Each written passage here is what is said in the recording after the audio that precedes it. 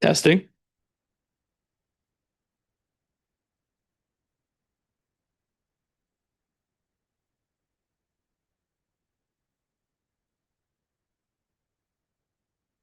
Good evening. Today is Monday, December 1st, 2025. We are at the Green Ladle and we'll call the meeting to order at 5:30 p.m. We'll start with the Pledge of Allegiance.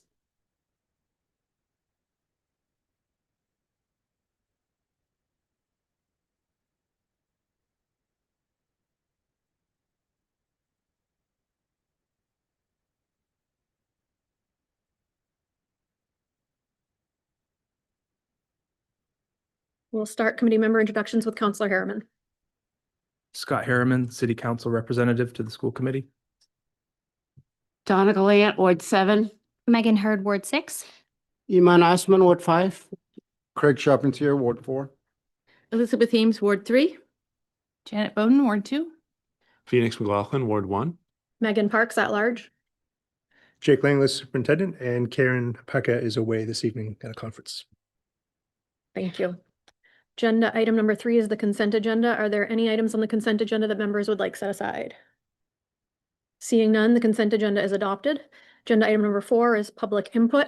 Members of the public may address the school committee for up to 3 minutes on non-agenda items now and on agenda items later. Speakers must adhere to our public comment policy, BEDH, which is available at the front of the room and on the LPS website. These meetings exist to conduct school committee business. The purpose of public comment is to share thoughts on school and educational matters. Committee members and school staff will not reply during this time. Comments must be directed to the chair and be civil. By law, comments may not pertain to specific staff or students. Comments about individuals must be directed privately to the appropriate LPS staff.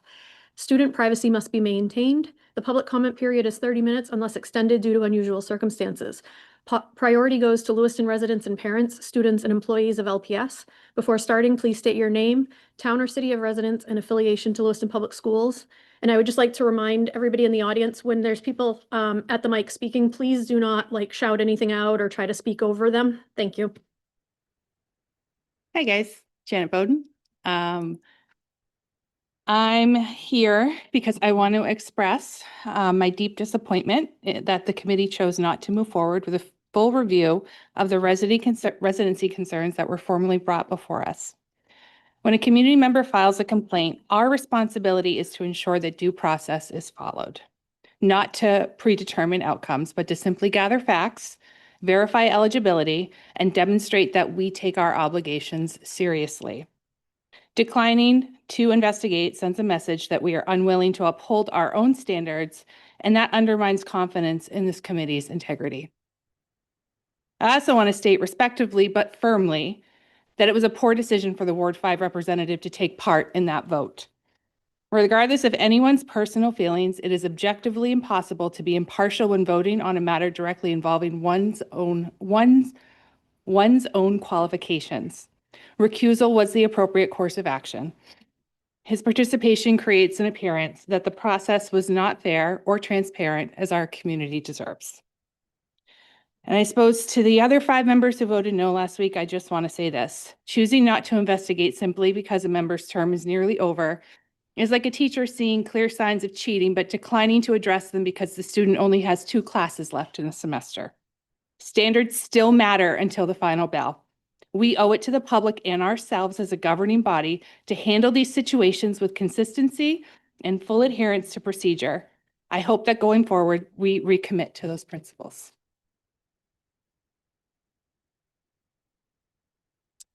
Hello, Megan Hurd. I stand here today deeply disappointed and frankly concerned about the decision not to pursue an investigation into a school committee member's residency eligibility. This is not a trivial matter, nor is it about personalities or politics. It is fundamentally about integrity, about the obligations we have to this community, and about protecting the trust that taxpayers place in us. Some have said there are only 2 meetings left, so what's the point? Let me be very clear. The number of meetings left is irrelevant. Our responsibilities do not expire because terms are ending. The obligation to uphold honesty, transparency, and lawful representation exists until the very last day of service and beyond. Accountability does not have an expiration date. This issue is not about being disruptive, nor is it about wasting money. In fact, it is the opposite. It is about being fiscally responsible. Taxpayers expect that their money protects the integrity of our governance, not shields individuals from scrutiny. If someone is serving in an elected position without legally meeting the qualifications, including residency, that is not just ethically inappropriate, it potentially compromises the legitimacy of decisions made on behalf of our students, our schools, and our community. When taxpayers fund our school system millions of dollars each year, they expect at the very least that the people making those decisions legally and rightfully hold their seats. Ignoring this concern, brushing it under the rug, or postponing it for convenience sends a dangerous message that we are willing to look the other way when it's politically uncomfortable. What precedent are we setting if we choose not to act? Are we saying that rules only apply when it's easy, that truth only matters when it doesn't inconvenience us? That accountability is optional depending on timing or personal relationships? The community deserves better than that. Investigating this concern is not about attacking an individual. It is about defending the legitimacy of the institution. It is about showing every resident, every family, and every taxpayer that the school committee they support is built on integrity, not selective enforcement of the rules. Whether there are 2 meetings left or 20, the truth still matters. Residency requirements matter, fiscal responsibility matters, and most importantly, public trust matters. We cannot demand trust from our community if we are unwilling to uphold transparency ourselves. This is why I voted to move forward with an investigation, not because it is easy, not because it is convenient, but because it is right. Thank you.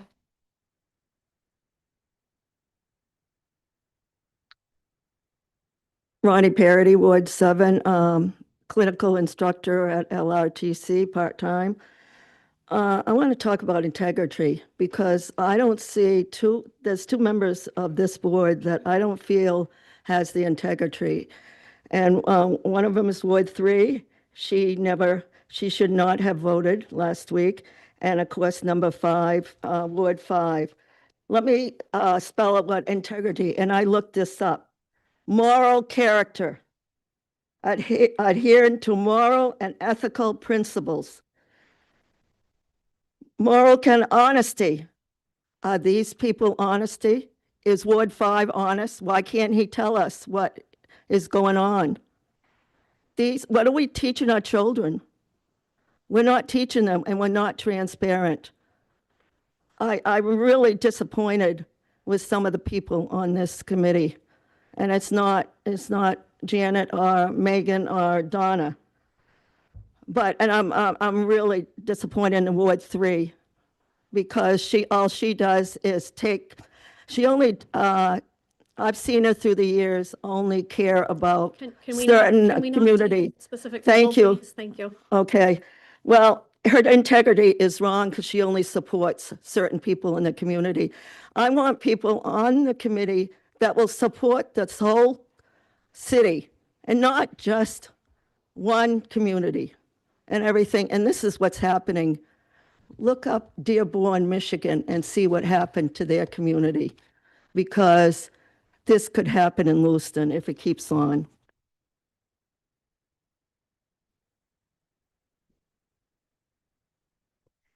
My name is Melissa Dunn. I'm a community organizer in Lewiston. If you ever survived an abuser, you know one thing that's powerful is to gray rock them. That means to literally turn your back on them. And don't be taken down their crazy-making-ish show of a daily circus of manufactured narratives. Now, I've been painfully witnessing white supremacists and white power holders intentionally rob and steal moments of celebration and joy from Black and African men in my community. They are not even allowed to experience because certain white people bought into the ideologies of hate. And then there are some who are aware they benefit from privilege and would do anything to weaponize it against a Black man. A stalker is not a determinant to whether their victim's life safety is at risk or not. A group of chaos agents who have been doing white people mobbing, stalking, cyber stalking, credible threats, veiled threats, harassment, personal Point of attack. order. Just as we ask the audience member to be respectful of speakers, can committee members be respectful of the speaker also, please? Even incitement to recruit people into unlawful acts, into these behaviors of stalking and cyber stalking. Literally recruiting power holders in their crazy making and manufactured narratives, which can open them up to litigation. You're going to hear them get the loudest. when they're being called out. Now, we've dealt with election intimidation, manufactured events, hate speech, terrorizing, menace, coercive control, coercive violence, institutional, which we're seeing being played out from the committee right now, psychological warfare, and behavior modification to force people to stop their candidacy, to force people to stop their seat, to force people to disclose something that could subject them to life safety risk.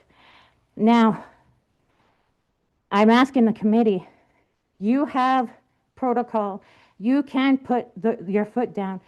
These are things that are supposed to be addressed, the harassment, the incitement into unlawful acts, including cyber stalking and stalking efforts, which is defined under the law. And I can help you with the language. I can help pursue even total prohibition on weapons and extension on protection from abuse and protection from harassment orders.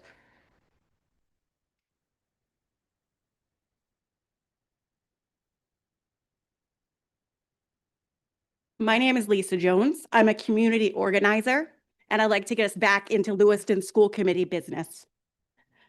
A school committee exists to provide oversight, guidance, and accountability for a school district. I'm here again tonight to call attention at the state level and hopefully the national level to the unethical and corrupt behavior that this board continues to engage in. I'm sure you're aware that it's not just Lewiston watching Lewiston right now.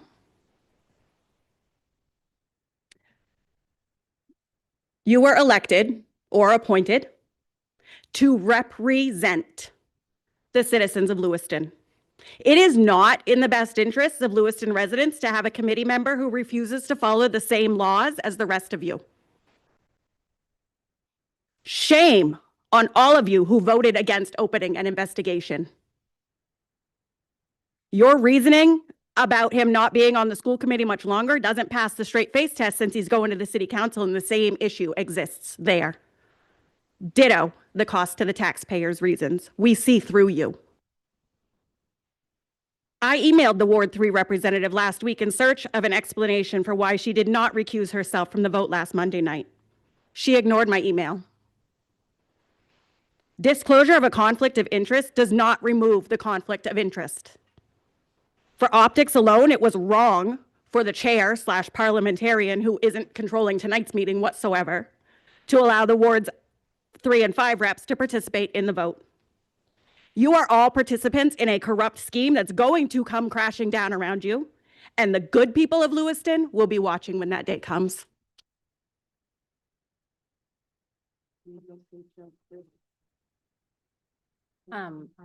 Before my time starts, I just want to note that I promise not to mention any identifying information about anybody. So. Members of the committee, Kara Corshane, Ward 1, parent and resident.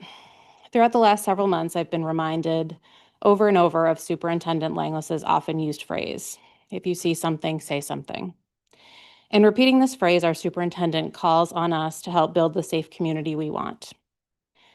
Many of us take that to heart because we want parents to send their children to school without fear and students and staff to be at school without fear. I know you all want our schools to be safe.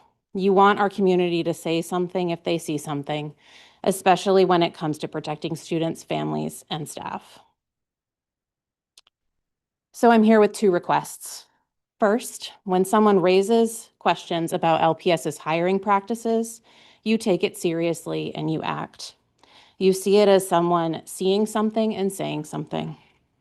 Second, I request that you formally direct Superintendent Langless to conduct a thorough school committee-led review of LPS's hiring policies and practices with an eye toward what you might have and what you have continued to miss with regard to information, especially information that is in plain sight.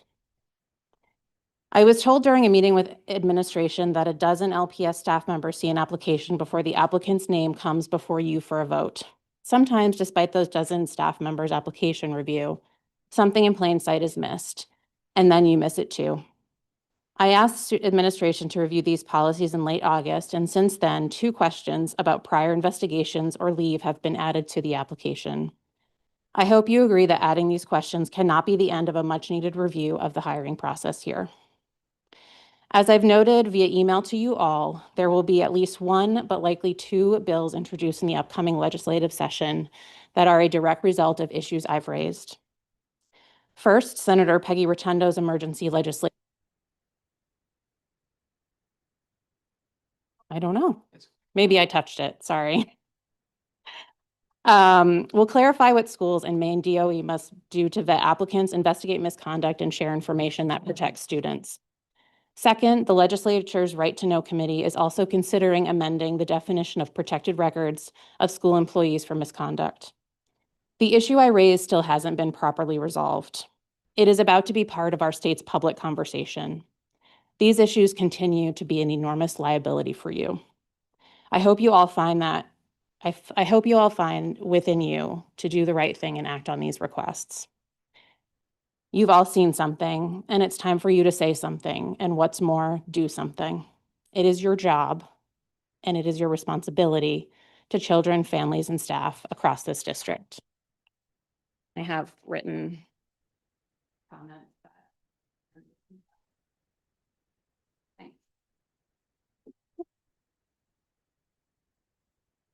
Are there any other members of the public that would like to speak?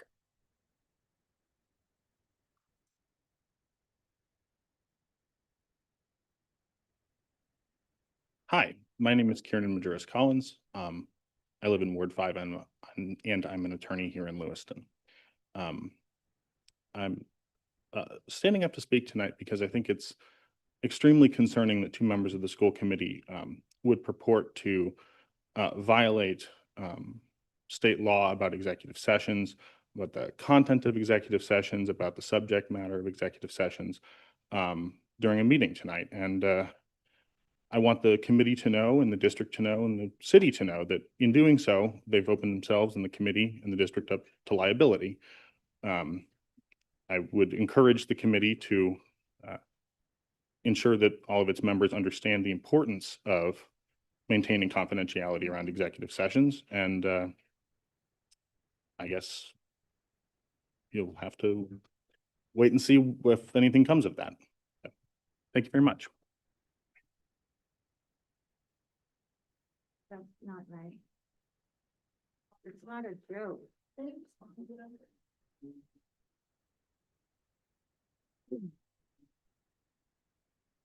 Andrew Jones, Ward 2. I hadn't planned on speaking tonight, but I was watching the body language of some of the folks up there. And I'd just like to say that some of you folks really don't look like you give a damn what people are saying here. Ward 3, I'm looking at you specifically. You made contact with nobody and you're shaking your head yes. So thank you for admitting that you don't give a shit what anyone here says. Shut up. Chair, can you please control the audience? And you're another person who's not making eye contact while people No are one is speaking. commenting now. You can continue. Yeah, Someone made one word comment and now you're going to make a big deal out of it. I've had enough of this. You know what's appropriate and you know what's not appropriate. So if you'd like to use the rest of your time, do so appropriately. Thank you. yeah, you're a lame duck. Nice try. First Amendment, learn it. I'd also like to point out that the previous speaker is also the lawyer of Ward 5. So when he throws legal threats around, just keep that in mind. Just want to make sure that's on the record. Thank you for the folks who actually care, the people who are actually looking at me when I'm speaking. We appreciate that. Those of you who aren't, well, find another job.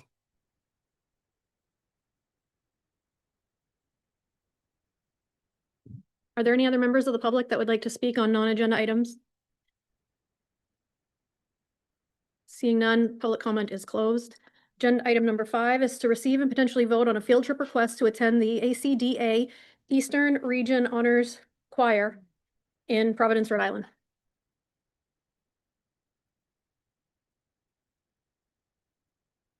I'm all, thank you for coming. Is that good? Okay. Hello, my name is Mal Brown. I'm the choir director for Lewiston High School.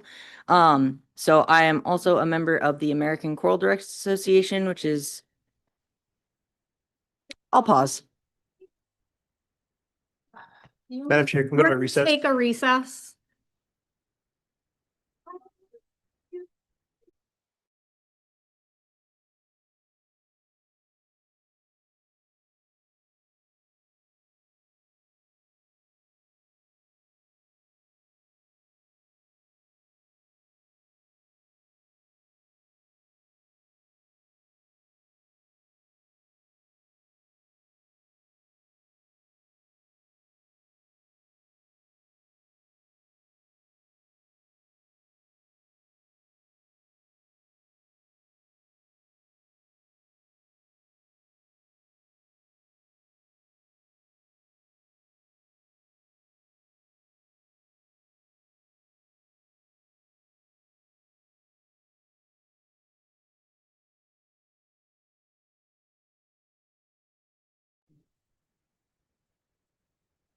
We will resume. I apologize. Was that no problem?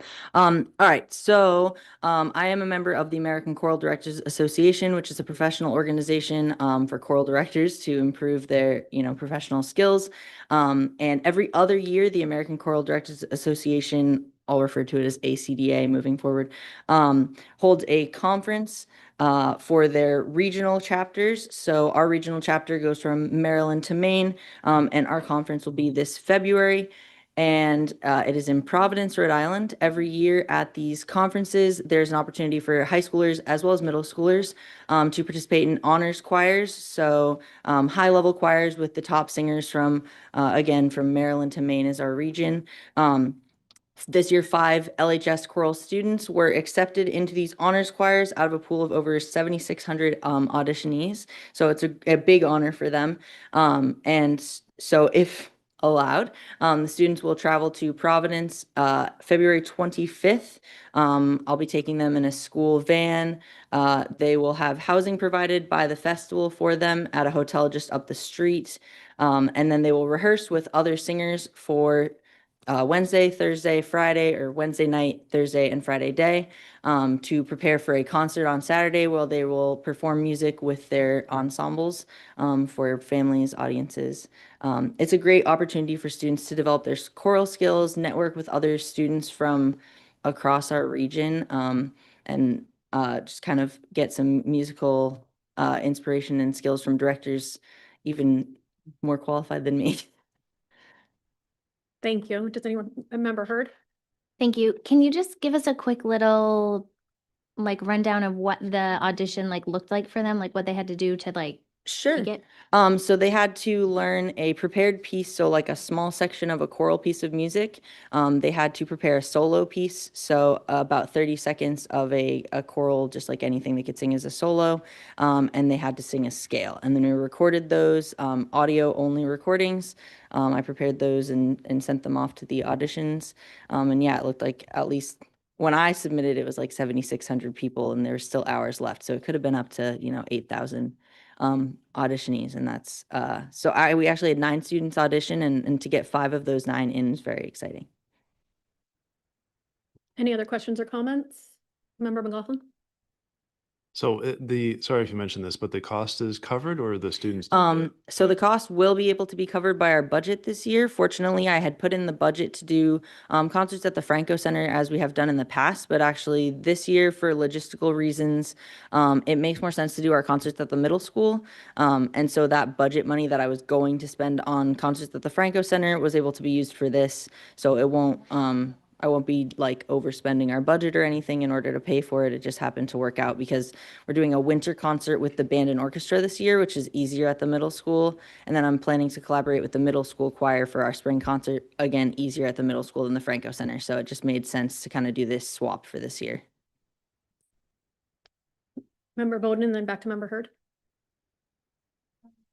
I was gonna ask the cost question, but since it got asked and answered, then I would like to make the motion to approve the field trip request to Providence, Rhode Island for the Eastern Region Honors Choir. I'll second that. Any further discussion? All in favor? It's unanimous. Have a great time. Thank you very much. The students will enjoy it. Yes. Agenda item number 6 is a report from the chair. I have nothing to report on. Agenda item number 7 is a report from the superintendent. Given the series of meetings and last week being a holiday, I don't have any updates right now. Thank you. Agenda item number 8 is a report from our city council rep. Thank you. City council meets tomorrow night. There's pretty light agenda. One thing I would like to note though, I guess it could be a community announcement, but there will be a parking ban tomorrow evening through very early Wednesday morning. Thank you. Agenda item number 9 is update from any subcommittees. Member Bowden? Thanks. So the negotiations started this past week with our IT department. And first meeting went great. That's ongoing. And then we met the finance subcommittee right before this meeting, and we got a rundown of the finalized audit results for the school district. And I believe there'll be a presentation in January for the public on that. And that's it. That's all I have. Any other subcommittees meet? Nope. Agenda item number 10, community announcements. You see none. Agenda item number 11, future agenda items. Member Bowden? Thanks. So I think that after listening to that speaker tonight, I think we should explore looking into our hiring process. And I don't know if that's something we direct Jake to do, or if that's something that we do as a committee, but I think it would probably be good practice to take a look at what we're doing, just so nothing slips through the cracks in the future. Thanks. Any member heard?